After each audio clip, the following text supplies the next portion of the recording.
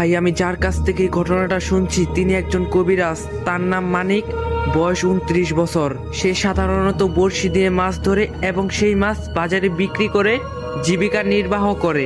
আমি মুসলিম পরিবার থেকে, আমার দাদা 5 ওয়াক্ত নামাজ আদায় করত এবং কিছুটা কবিরাজি করত। এভাবেই তিনি অনেকটা প্রসিদ্ধ হয়ে গেছে। আবার আমার বয়স যখন 19 বছর, তখন দাদা আমাকে কিছুটা কবিরাজি শিক্ষা দিতে থাকে। আমারও অনেকটা আগ্রহ ছিল, তাই আমিও শিখতে থাকলাম। এভাবেই আমার দাদা আমাকে পুরোটা শিখিয়ে দিল। আমার যখন 23 বছর, তখন আমার দাদা মারা যায়।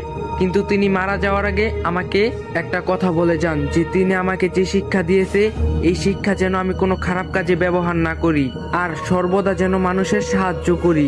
দাদা মারা যাওয়ার পর তার জায়গাটা আমি নেই, জিন ছাড়ানো মানুষকে ঝাড়ফুঁক করা। কিন্তু একদিন আমার অনেকটা চিন্তা আর মনের ভিতর ভয় লাগতে শুরু করলো। যেহেতু আমি কবিরাজি জানি, এটা নতুন না, আর আমার সঙ্গী ছিল 2টা জিন যারা আমাকে